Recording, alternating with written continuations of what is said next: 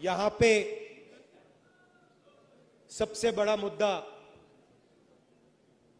प्याज के दाम का हैगा। नेशनल मीडिया में आपने इसके बारे में कोई डिस्कशन देखी? नहीं दिख सकता। सबसे बड़े मुद्दे किसान के मुद्दे, बेरोजगारी, महंगाई, अग्निवीर।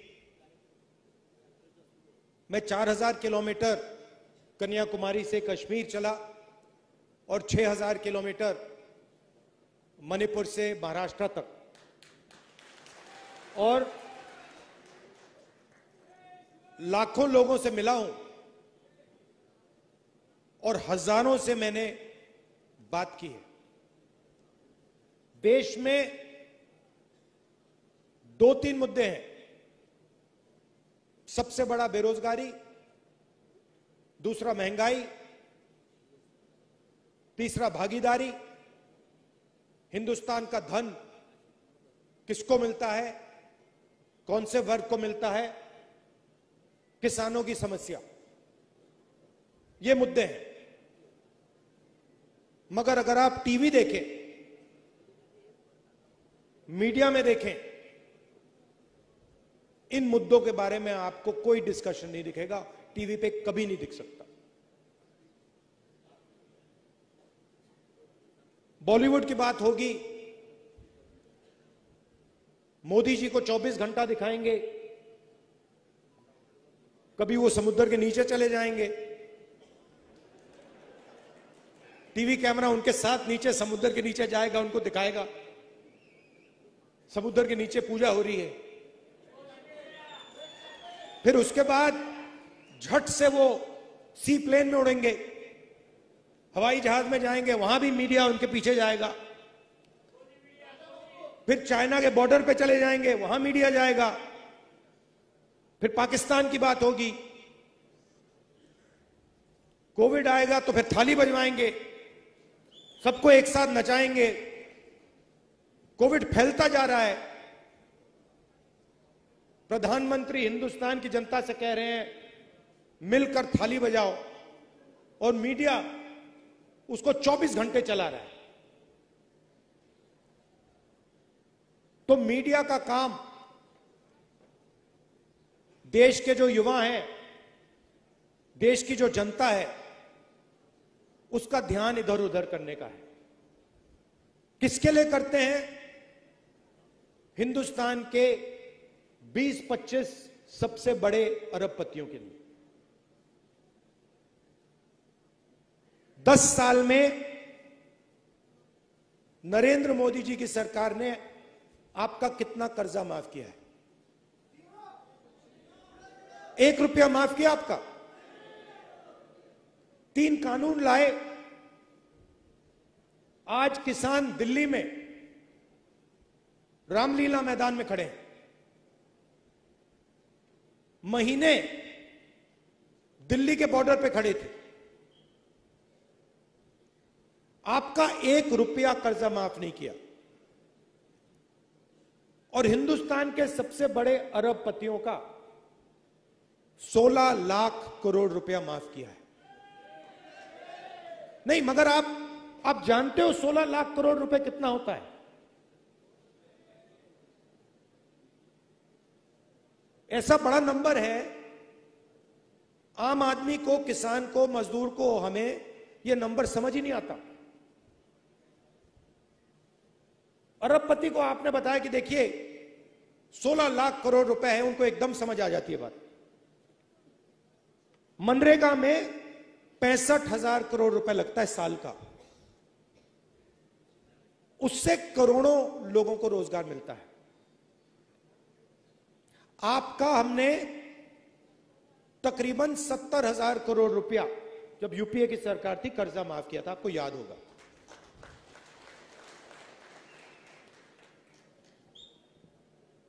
₹16 लाख करोड़ का मतलब 24 साल का मनरेगा। मतलब 24 बार अगर हम आपका कर्जा माफ करें, उतना कर्जा नरेंद्र मोदी जी ने 20-25 लोगों का माफ किया है। आपका एक बार हमने किया, बीजेपी ने एक बार नहीं किया। और जितना आपका माफ हुआ था, अगर आप उसको 24 बार करें, उतना नरेंद्र मोदी जी ने 20-25 लोगों का माफ किया है।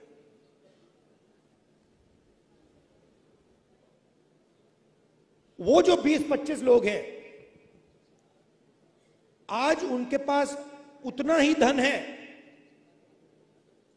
जितना हिंदुस्तान के 70 करोड़ लोगों के हाथ में है। एक तरफ 22 लोग, एक तरफ 70 करोड़ लोग। 70 करोड़ लोग कौन है? किसान हैं, मजदूर हैं, बेरोजगार युवा हैं। जितना पैसा आपको दिया जाता है, जितना पैसा आपके हाथ में है, उतना ही पैसा 22 लोगों के हाथ में है। और पिछले 10 साल में नरेंद्र मोदी जी ने 16 लाख करोड़ रुपया, मतलब 24 बार जो हमने आपके लिए किया था, 24 बार उन्होंने 20-25 लोगों के लिए किया है। अब आपको एक तरफ से नहीं घेरा जाता है। तो अगर मैं ये कहूं कि एक दवाई से आपका काम बन जाएगा, वो गलत है। आपको चारों ओरों से घेरा जाता है। आपको सही दाम नहीं दिया जाता, नुकसान होता है तो बीमा का पैसा नहीं दिया जाता, जीएसटी लगा दी, कर्जा माफ नहीं होता। तो अगर मैं यहां कहूं कि भैया हम आपके लिए एक काम करेंगे और आपकी समस्या हल हो जाएगी, वो गलत होगा। अगर आपको चारों ओर से घेरा जा रहा है, तो दवाई भी चारों ओर से लगानी पड़ेगी। तो दवाई क्या है? और यह भी शुरुआत है। सबसे पहले अगर हिंदुस्तान के सबसे अमीर लोगों का कर्जा माफ हो सकता है, पैसा आपका है, जितनी जीएसटी आप देते हो उतनी जीएसटी अदानी देते हैं। आपने ये शर्ट खरीदी, 1000 रुपए के लिए आपने खरीदी, 18% आप दोगे, वही अदानी देगा। उसने 1000 रुपए की शर्ट खरीदी, उतनी ही जीएसटी देगा। हिंदुस्तान की सरकार का पैसा कहां से आता है? जीएसटी से आता है। सबसे ज्यादा कौन देता है? किसान देता है, मजदूर देता है, छोटा दुकानदार देता है, बेरोजगार युवा देता है। तो अगर 16 लाख करोड़ रुपए उनका कर्जा माफ हो सकता है, तो आपका भी कर्जा माफ होगा। या तो आप उनका मत कीजिए, या सरकार को कहना चाहिए, देखिए अगर किसान का कर्जा माफ नहीं होता है तो अरबपतियों का भी नहीं होगा। मगर अगर अरबपतियों का 24 साल का कर्जा माफ, आपका 24 साल का कर्जा माफ किया जा सकता है, तो आपका भी होगा। तो पहली दवाई यह है। दूसरी दवाई जो यहां आप जानते हो, किसान को सही दाम नहीं मिलता, किसी भी स्टेट में नहीं मिलता। बीजेपी ने कहा कि कानूनी एमएसपी लागू नहीं की जा सकती। बिल्कुल की जा सकती है। हमने अपने मैनिफेस्टो में साफ लिख दिया है कि कानूनी एमएसपी लागू की जाएगी और स्वामीनाथन रिपोर्ट के मुताबिक की जाएगी। दूसरी दवाई ये तीसरी दवाई, फसल बीमा योजना जो बनाया है उससे आपको नुकसान होता है।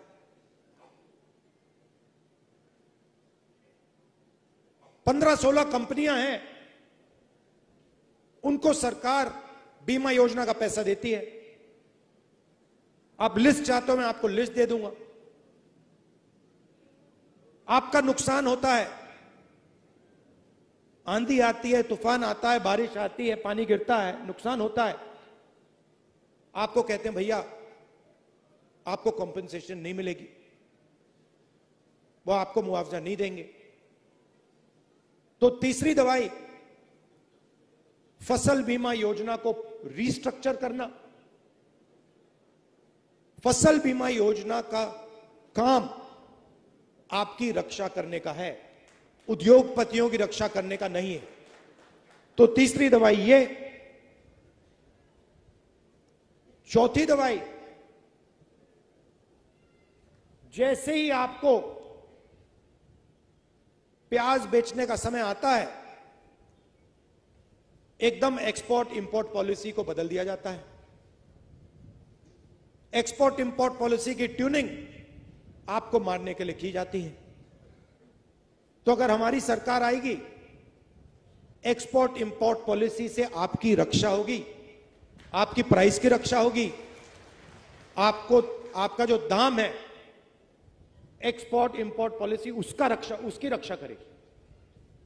और आखिरी चीज जो जीएसटी है, जो पहली बार किसानों पर टैक्स लग रहा है, अलग अलग तरीके के टैक्स हैं, अलग अलग लेवल के टैक्स हैं। इस जीएसटी को हम स्टडी करके एक टैक्स देंगे आपको, और हमारी पूरी कोशिश होगी कि किसान जीएसटी में ना रहे। मगर ये जो सब है, ये सब आपकी मदद करने के तरीके हैं। मगर जब तक एक व्यक्ति किसान का दुख को नहीं समझता है, किसान की मेहनत की इज्जत नहीं करता है, तब तक वो किसान की मदद नहीं कर सकता है। तो सबसे जरूरी बात यह है कि हमारे दरवाजे, चाहे वो महाराष्ट्र की सरकार हो, दिल्ली की सरकार हो, हमारे दरवाजे आपके लिए खुले रहेंगे। और आपको यह लगेगा कि दिल्ली में किसानों को रक्षा करने वाली सरकार है, किसानों की आवाज को सुनने वाली सरकार है। देखिए, जवान देश की रक्षा करता है, बॉर्डर पर रक्षा करता है, बाहर से कोई ना आए, उसकी जिम्मेदारी जवान की है। उधर उन्होंने अग्निवीर लागू कर दिया, 2 तरीके के शहीद बना दिए। 6 महीने की ट्रेनिंग मिलेगी अग्निवीर को, 6 महीने की ट्रेनिंग मिलेगी। चाइना को जो सैनिक है उसको 3-4 साल की ट्रेनिंग मिलेगी। अग्निवीर को पेंशन नहीं मिलेगी, कैंटीन नहीं मिलेगी, शहीद का दर्जा नहीं मिलेगा,